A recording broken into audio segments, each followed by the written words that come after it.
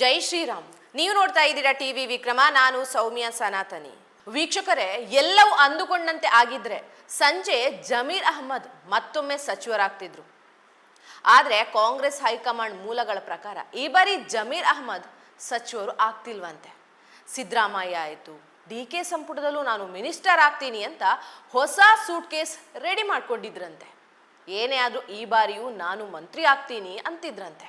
ಆದರೆ ಆ ವಿಡಿಯೋ ಒಂದು ಹೊರಬಂದು ಜಮೀರ್ ರಾಜಕೀಯ ಭವಿಷ್ಯವನ್ನೇ ನುಂಗಿ ಹಾಕ್ತಿದೆ ನೋಡಿ. ಹಾಗಿದ್ರೆ ಆ ವಿಡಿಯೋದಲ್ಲಿ ಅಸಲಿಗೆ ಜಮೀರ್ ಮಾತಾಡಿದ್ದೇನು? ಜಮೀರ್ ಹೇಳುವಂತೆ ಆಡಿಯೋ AI ಕ್ರಿಯೇಟೆಡಾ? DK ಸಂಪುಟದಲ್ಲಿ ಜಮೀರ್ ಸೇರ್ಬಾರ್ದು ಅಂತ ಬೇಕಂತಲೇ ಆಡಿಯೋ ಬಿಟ್ರಾ? ಉಪಚುನಾವಣೆಯಲ್ಲಿ ಜಮೀರ್ ಅಹ್ಮದ್ ಪಕ್ಷ ದ್ರೋಹ ಮಾಡಿದ್ರ? ಇವತ್ತು ಜಮೀರ್ ಅಹ್ಮದ್ ಸಂಪುಟ ಸೇರ್ಪಡೆಯಾಗ್ತಿಲ್ಲ ಅಂದ್ರೆ ಜಮೀರ್ ಕಾಂಗ್ರೆಸ್ ಬೆನ್ನಿಗೆ ಚೂರಿ ಹಾಕುವ ಕೆಲಸ ಮಾಡಿದ್ದಾರೆ ಅಂತಲೇ ಅರ್ಥ.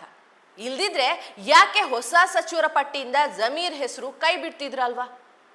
ವೀಕ್ಷಕರೇ, ದಾವಣಗೆರೆ ದಕ್ಷಿಣ ಕ್ಷೇತ್ರದ ಉಪಚುನಾವಣೆಯು ನಡೆಯಿತು. ಯಾವತ್ತಿನಂತೆ ಆ ಕ್ಷೇತ್ರದಲ್ಲಿ ಕಾಂಗ್ರೆಸ್ ಅಭ್ಯರ್ಥಿ ಸಮರ್ಥ್ ಶಾಮನೂರು ಗೆದ್ರು. ಆದರೆ ಚುನಾವಣೆ ನಡೆದು ತಿಂಗಳು ಕಳೆದ್ರೂ ಕೂಡ ಉಪಚುನಾವಣೆ ಚರ್ಚೆ ಮಾತ್ರ ನಿಂತಿಲ್ಲ. ಶಾಮನೂರು ಶಿವಶಂಕರಪ್ಪರವರು ಪ್ರತಿನಿಧಿಸ್ತಾ ಇದ್ದಂತಹ ಕ್ಷೇತ್ರ ದಾವಣಗೆರೆ ದಕ್ಷಿಣ. ಅವರ ನಿಧನದಿಂದ ಈ ಕ್ಷೇತ್ರದಲ್ಲಿ ಚುನಾವಣೆ ಘೋಷಣೆ ಆಯಿತು. ಕಾಂಗ್ರೆಸ್ ಟಿಕೆಟ್ ಈ ಬಾರಿ ಮುಸ್ಲಿಮರಿಗೆ ಕೊಡಬೇಕು ಅಂತ ಪಟ್ಟು ಹಿಡಿಯಲಾಯಿತು. ಶಾಮನೂರು ಕುಟುಂಬ ಮಾತ್ರ ಉಪಚುನಾವಣೆಯಲ್ಲಿ ಈ ಬಾರಿ ನಮಗೆ ಟಿಕೆಟ್ ಕೊಡಿ, ಮುಂದಿನ ಸಲ ಯಾರಿಗೆ ಬೇಕಾದರೂ ಕೊಡಿ ಅಂತ ಮನವಿ ಮಾಡಿತ್ತಂತೆ. ಆದರೆ ಇನ್ನೂ ಉಪಚುನಾವಣೆ ಘೋಷಣೆ ಆಗಿರಲಿಲ್ಲ. ಅಷ್ಟರೊಳಗೆ ದಾವಣಗೆರೆಗೆ ಹೋಗಿ ಜಮೀರ್ ಅಹ್ಮದ್ ಮುಸ್ಲಿಮರ ಸಭೆ ಮಾಡ್ತಾರೆ. ಇದು SS ಮಲ್ಲಿಕಾರ್ಜುನ ಅವರಿಗೆ ಸಿಟ್ಟು ತರಿಸುತ್ತೆ. SS ಮಲ್ಲಿಕಾರ್ಜುನ ತಂದೆ ಅವರು ಪ್ರತಿನಿಧಿಸ್ತಾ ಇದ್ದಂಥ ಕ್ಷೇತ್ರ, ಅಲ್ಲಿಗೆ ಹೋಗಿ ಹೇಳದೆ ಸಭೆ ಮಾಡಿದ್ರೆ ಸಿಟ್ಟು ಸಹಜವಾಗಿ ಬರುತ್ತೆ. ಜಮೀರ್ ಕ್ಷೇತ್ರ ಚಾಮರಾಜಪೇಟೆಯಲ್ಲಿ ಮಲ್ಲಿಕಾರ್ಜುನ ಸಭೆ ಮಾಡಿದ್ರೆ ಸುಮ್ಮನಿರ್ತಾರೆ ಇವರು? ಹಾಗೆ ಮುಸ್ಲಿಮರಿಗೆ ಟಿಕೆಟ್ ಕೊಡದಿದ್ರೆ ಸಚಿವ ಸ್ಥಾನಕ್ಕೆ ರಾಜೀನಾಮೆ ಕೊಡ್ತೀನಿ ಅಂದ್ರಂತೆ ಜಮೀರ್ ಅವರು. ಕಾಂಗ್ರೆಸ್ನವರು ತಲೆ ಕೆಡಿಸ್ಕೊಳ್ಳಿಲ್ಲ. ಸಮರ್ಥ್ ಶಾಮನೂರಿಗೆ ಟಿಕೆಟ್ ಕೊಟ್ರು. ಸಮರ್ಥ್ 5700 ವೋಟಿನಿಂದ ಗೆದ್ರು. ಈ ಕ್ಷೇತ್ರದಲ್ಲಿ ಜಮೀರ್ ಅಹ್ಮದ್ ಕೊನೆಯ ದಿನ ಬಂದು ಕೈ ಬೀಸಿ ಹೋದ್ರು ಅಷ್ಟೇ. ಒಂದೇ ಒಂದು ದಿನ ಪ್ರಚಾರ ಮಾಡಿರಲಿಲ್ಲ. ಈಗ ಯಾಕೆ ಈ ಸುದ್ದಿ ಅಂತೀರಾ? 2 ದಿನದ ಹಿಂದೆ ಬೆಳಗ್ಗೆ ಸರಿಯಾಗಿ 3:50ಕ್ಕೆ ಕನ್ನಡ ಕಾಕ್ರೋಚ್ ಅಂತ ಟ್ವಿಟರ್ ಅಕೌಂಟ್ ಓಪನ್ ಆಗುತ್ತೆ. ಅದರಲ್ಲಿ ಒಂದು ಆಡಿಯೋ ಅಪ್ಲೋಡ್ ಮಾಡ್ತಾರೆ. ಕಾಂಗ್ರೆಸ್ ಹೈಕಮಾಂಡ್ ಜಮೀರ್ ಅಹ್ಮದ್ ವಿರುದ್ಧ ಕ್ರಮ ಕೈಗೊಳ್ಳುತ್ತಾ ಅಂತ ಪ್ರಶ್ನೆ ಮಾಡ್ತಾರೆ. ಆ ಆಡಿಯೋ ಕೇಳಿದ್ರೆ ಅದರಲ್ಲಿ ಏನಿದೆ ಗೊತ್ತಾ? ಇದೇ ಜಮೀರ್ ಅಹ್ಮದ್ ದಾವಣಗೆರೆ ಕಾಂಗ್ರೆಸ್ ಮುಖಂಡ ಮೊಹಮ್ಮದ್ ಸಿರಾಜ್ ಜೊತೆಗೆ ಮಾತಾಡ್ತಾರೆ. ಯಾವುದೇ ಕಾರಣಕ್ಕೂ ಕಾಂಗ್ರೆಸ್ ಅಭ್ಯರ್ಥಿ ಗೆಲ್ಲಬಾರ್ದು, ಎಲ್ಲಾ ಮುಸ್ಲಿಮರ ವೋಟ್ SDPIಗೆ ಹಾಕಿಸಿ ಅಂತ ಬಹಿರಂಗವಾಗಿ ಹೇಳ್ತಾರೆ. सर जबरदस्ती किसी घर से बुलाने का नहीं बुला रहे नहीं साहब। नहीं सुनो यहाँ वो हुआ तो हमने फायदा। हूँ सर हकीकत अब आज को बाहर आ जाको नहीं आ रहे साहब। नहीं सुनो, मैं बोल कंप्लीट करनी थी मुझे। अब आदमी परसेंटेज नहीं है हमारा। सर जबरदस्ती कर को बाहर बुलाने का। सर अब उन्होंने आई क्या होता भूता में गए तो वो कांग्रेस को दाल का आदत क्या करती भरोसा नहीं हमना। आई सलंग बोल को इंडिपेंडेंट को भी एसजीपी दिलाओ। सर नहीं है तो भी अच्छा है करूँ समय। सर वही सर कर रहे हैं, जबरदस्ती बुलाने का नहीं है। बुलाने का क्या बोल रहे थे कांग्रेस वाले क्या भी नहीं। वो तो अब मैं वहाँ नीचे के बूता गया था ना, वहाँ कांग्रेस वाले ठेर को पैसे तुम बोल रहे ना पैसे देने गए थे पैसे नको छोड़ो वो हम ना पैसे नको अगर बोल को गए थे। और यहाँ भी वहाँ बूढ़ा वाटांगे नहीं भी पैसे नको मैं डालते मालूम नहीं कर बोल खाए गए थे। बाद में हमारे छोकरा हमारे दो छोकरा ही वहाँ। वो इसकी सादिक पहलवान का वार्ड कौन दिख रही सो?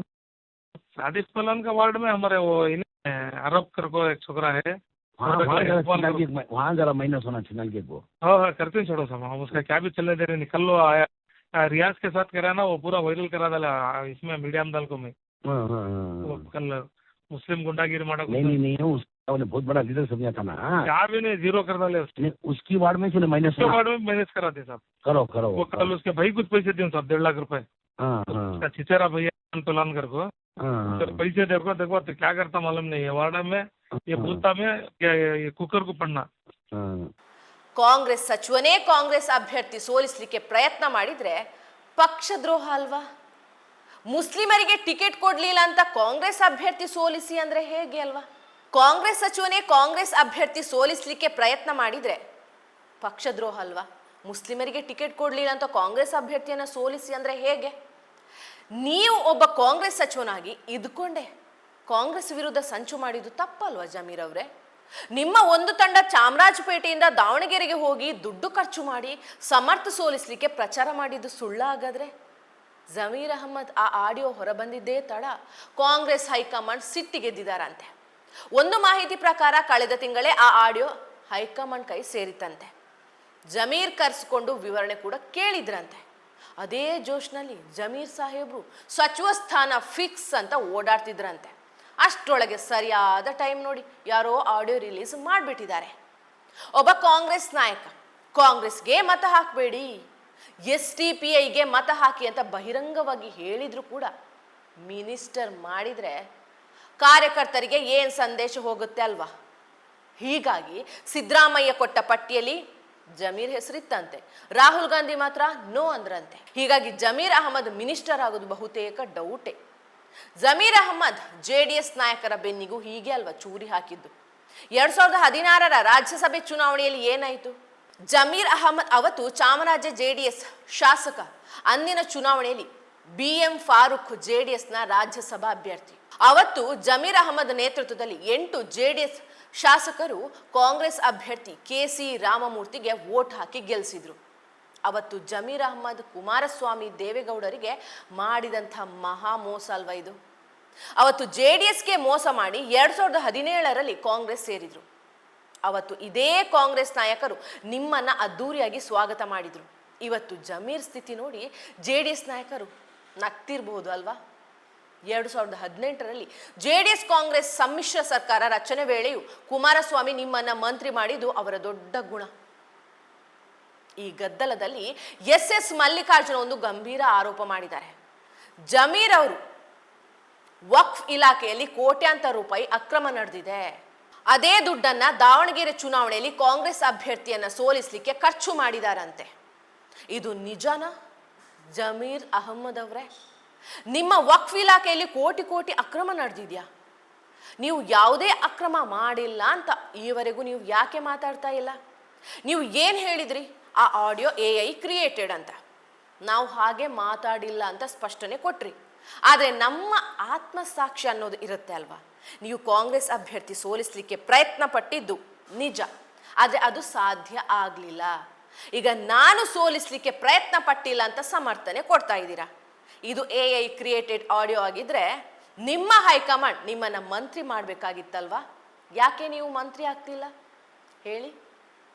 ಜಮೀರ್ ಅಹಮದ್ ಅವರೇ, ಮಂತ್ರಿಗಿರಿ ಕೈ ತಪ್ಪಿ ಹೋಗುತ್ತೆ ಅಂತ ನಿಮಗೆ ಬೇಜಾರು ದುಃಖ ಎಲ್ಲ ಆಗ್ತಾ ಇರ್ಬೋದು. ಆದರೆ ಅವತ್ತು ನಿಮ್ಮದೇ ಇಲಾಖೆ ವಕ್ಫ್ನಿಂದ ರೈತರ ಭೂಮಿ ಕಬಳಿಸ್ಲಿಕ್ಕೆ ಹೋಗಿದ್ರಿ. ಏಕಾಏಕಿ ರೈತರ ಪಹಣಿಯಲ್ಲಿ ವಕ್ಫ್ ಆಸ್ತಿ ಅಂತ ಸೇರ್ಪಡೆ ಮಾಡಿಬಿಟ್ರಿ. ಅವತ್ತು ನೂರಾರು ರೈತರು ಕಣ್ಣೀರು ಹಾಕಿದ್ರು. ನಿಮಗೆ ನೆನಪಿದೆಯಾ? ಮೋದಿ ಸರ್ಕಾರ ವಕ್ಫ್ ಕಾಯ್ದೆಗೆ ಕಡಿವಾಣ ಹಾಕಕ್ಕೆ ಮುಂದಾಯಿತು. ಆಗ ನೀವು ರೈತರ ಪಹಣಿಯಲ್ಲಿ ಏಕಾಏಕಿ ಸಾವಿರಾರು ಎಕರೆ ವಕ್ಫ್ ಆಸ್ತಿ ಅಂತ ಸೇರಿಸ್ಬಿಟ್ಟಿದ್ರಿ. ಅವತ್ತು ಕಣ್ಣೀರು ಹಾಕಿದ ನೋವು ನಿಮಗೆ ಇವತ್ತು ಅರ್ಥ ಆಗಿರ್ಬೇಕಲ್ವಾ? 2016ರಲ್ಲಿ ಅಂದಿನ JDS ಶಾಸಕ ಅಖಂಡ ಶ್ರೀನಿವಾಸ ಮೂರ್ತಿ ನಿಮ್ಮ ಮಾತು ಕೇಳಿ ಅಲ್ವಾ JDS ಬದಲು ಕಾಂಗ್ರೆಸ್ ರಾಜ್ಯಸಭೆ ಅಭ್ಯರ್ಥಿಗೆ ವೋಟ್ ಹಾಕಿದ್ದು. ನೀವು ಅವರಿಗೂ ಮೋಸ ಮಾಡಿದ್ರಿ ಅಲ್ವಾ? DJ ಹಳ್ಳಿ KJ ಹಳ್ಳಿ ಗಲಭೆಯಲ್ಲಿ ಅವರ ಮನೆ ಹೊತ್ತಿ ಉರಿದ್ರು ಕೂಡ ನೀವು ಅವರ ಬೆಂಬಲಕ್ಕೆ ನಿಲ್ಲೇ ಇಲ್ಲ. 2023ರಲ್ಲಿ ಮುಸ್ಲಿಂ ವಿರೋಧದ ಕಾರಣಕ್ಕೆ ಅಖಂಡ ಶ್ರೀನಿವಾಸ ಮೂರ್ತಿಗೆ ಕಾಂಗ್ರೆಸ್ ಟಿಕೆಟ್ ನೀಡಲಿಲ್ಲ. ಅವತ್ತು ಕೂಡ ನೀವು ಅಖಂಡರಿಗೆ ಟಿಕೆಟ್ ಕೊಡಿ ಅಂತ ಹೇಳಲೇ ಇಲ್ಲ. ಅಖಂಡ ಶ್ರೀನಿವಾಸ ಮೂರ್ತಿಗೆ 2023ರಲ್ಲಿ ಗೆದ್ದು ಮಿನಿಸ್ಟರ್ ಆಗಬೇಕಾಗಿದ್ದವರು ಇವತ್ತು ಮನೆಯಲ್ಲಿ ಖಾಲಿ ಕೂತಿದ್ದಾರೆ. ಅವರ ನೋವು ಒಮ್ಮೆ ಆದರೂ ನೀವು ಕೇಳಿದ್ರಾ? ಇಲ್ಲ. ಜಮೀರ್ ಅಹಮದ್ ಅವರೇ, ನಿಮಗೆ ಪಕ್ಷಕ್ಕಿಂತ ಧರ್ಮವೇ ಮುಖ್ಯ ಅಂತ ಸಾಬೀತುಪಡಿಸ್ಬಿಟ್ರಲ್ವಾ? ಈವರೆಗೂ ಮಾಹಿತಿಯ ಪ್ರಕಾರ ನೀವು ಮೊದಲ ಪಟ್ಟಿಯಲ್ಲಿ ಅಲ್ಲ, ಎರಡನೇ ಪಟ್ಟಿಯಲ್ಲೂ ನೀವು ಮಿನಿಸ್ಟರ್ ಆಗಲ್ವಂತೆ. ಒಂದು ವೇಳೆ ಆದರೆ ಕಾಂಗ್ರೆಸ್ನಲ್ಲಿ ಪಕ್ಷದ್ರೋಹ ಮಾಡಿದ್ರು, ಕಾಂಗ್ರೆಸ್ ಅಭ್ಯರ್ಥಿ ಸೋಲಿಸಲು ಕೆಲಸ ಮಾಡಿದ್ರು ಕೂಡ ಮಿನಿಸ್ಟರ್ ಮಾಡ್ತಾರೆ ಅನ್ನೋದು ಸಾಬೀತಾಗತ್ತೆ.